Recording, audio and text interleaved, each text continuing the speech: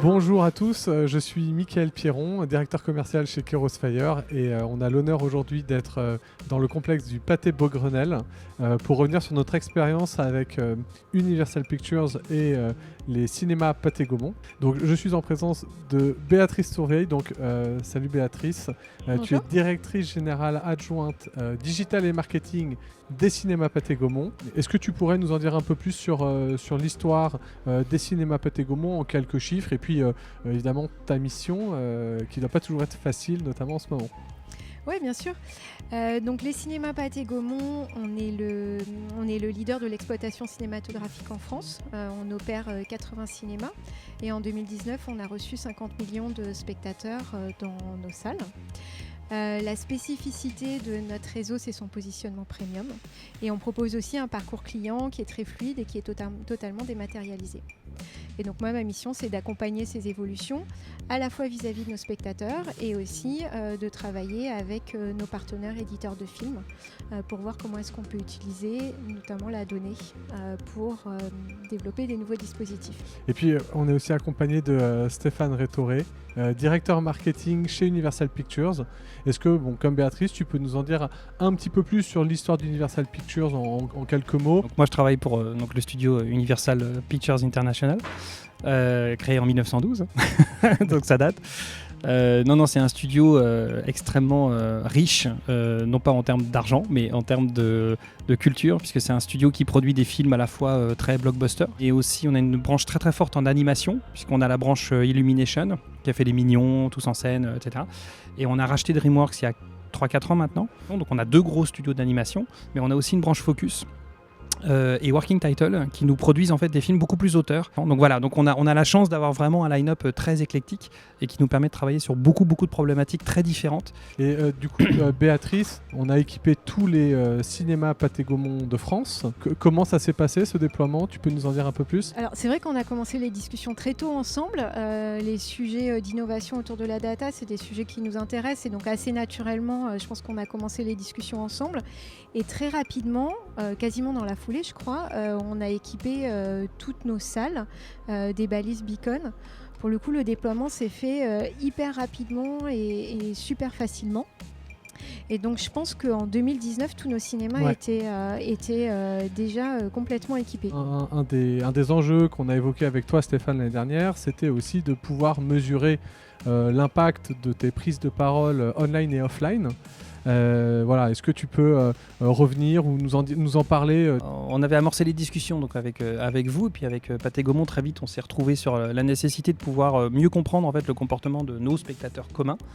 Je pense qu'il y a eu aussi l'avènement des plateformes de streaming qui nous ont donné un petit coup de pied aux fesses, qui était quelque part peut-être bienvenu aussi. L'idée qui est derrière toute la data, c'est réellement de mieux comprendre en fait, on sort des films depuis 50-60 ans avec du mass média. Parce qu'en gros, on avait des médias comme l'affichage, la radio, on n'avait pas accès à la pub télé. Moi, je discutais avec Claude Lelouch, il me disait à l'époque, on faisait une avant-première, on faisait une page dans François et le film était lancé. Ouais. Voilà, c'était ça. Et le souci qu'on pouvait avoir dans le temps, c'est qu'on devait dépenser beaucoup d'argent, finalement, pour avoir une déperdition énorme au final et toucher que peut-être 10% de la population qu'on avait touchée qui allait vraiment dans la salle de cinéma.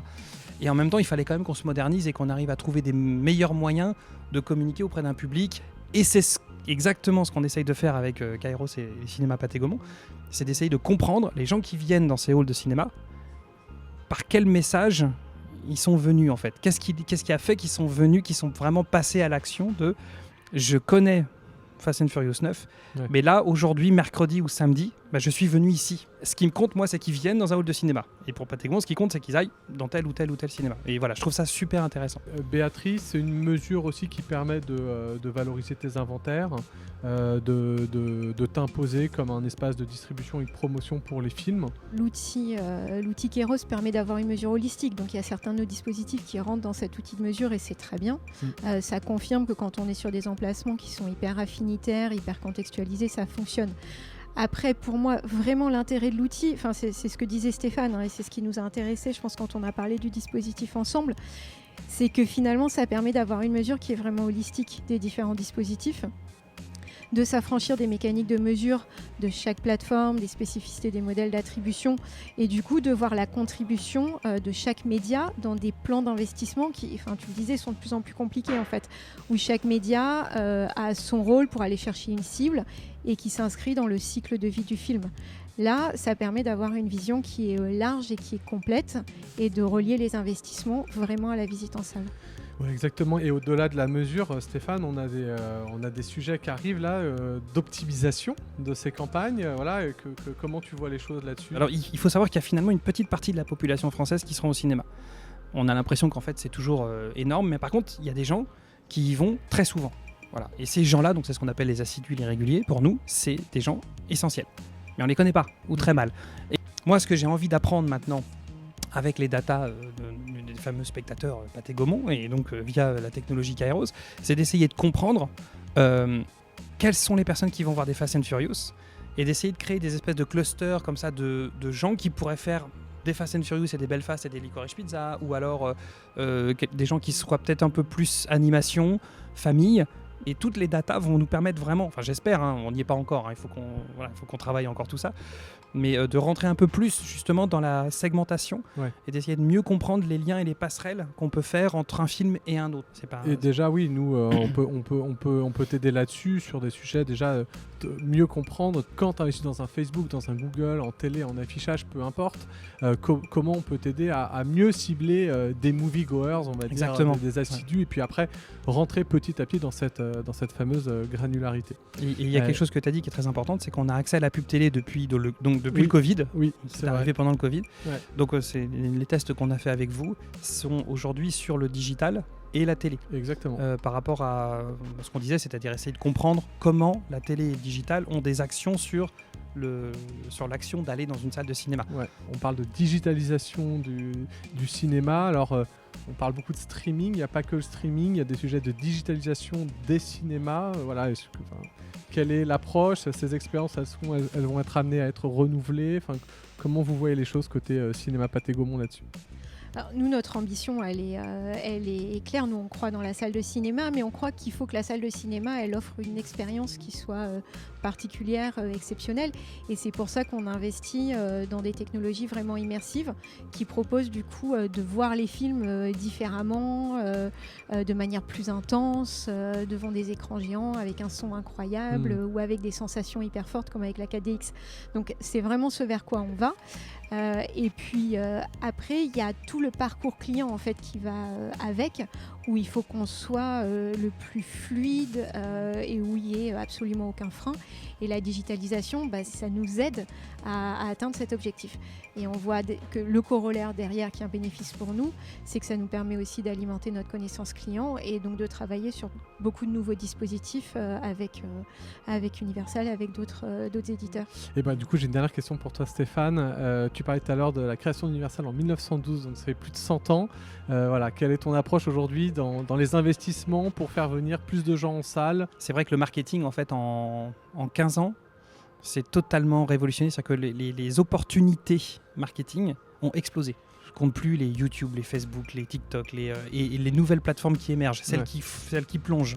On doit se réinventer et réapprendre tout le temps. Et en fait, au milieu de tout ça, c'est là où on aime bien travailler avec les salles de cinéma, c'est que finalement, c'est presque un îlot de quelque chose qui est très stable. C'est-à-dire qu'en gros, le spectateur de cinéma, ça c'est vraiment très propre à notre industrie, c'est qu'on a des gens très fidèles. Mais pas que au cinéma Pathé Gaumont, pas que à Fast and Furious. Ils sont fidèles au cinéma. Il suffit que le Covid s'en aille un petit peu, on touche du bois, pour que tout à coup ça reprenne, malgré les oiseaux de mauvais augure, qu'est-ce qu'on a pu entendre au moment du Covid. Nos enjeux vont être de plus en plus de travailler avec des datas et des données qui nous permettent de toucher un public qui aime vraiment le cinéma. C'est le cœur, et c'est sûr qu'il faut vraiment pas perdre ça de vue, c'est qu'il ne faut pas trop se diluer dans des médias qui finalement... Il ne faut pas retomber dans les travers du passé où on n'avait pas le choix. Maintenant, on a le choix de mieux rationaliser nos investissements. Ça ne veut pas dire qu'on va dépenser moins. Enfin, c'est juste qu'on va dépenser mieux. Et avec nos partenaires. C'est ça qu'on veut faire. Écoute, c'est parfait. C'est le mot de la fin. Rationaliser ses investissements. Et voilà, on est là pour vous aider et travailler tous ensemble. Donc, merci encore, Béatrice, de nous avoir accueillis ici. Merci. Et merci à toi, Stéphane, d'être venu témoigner des débuts de notre expérience.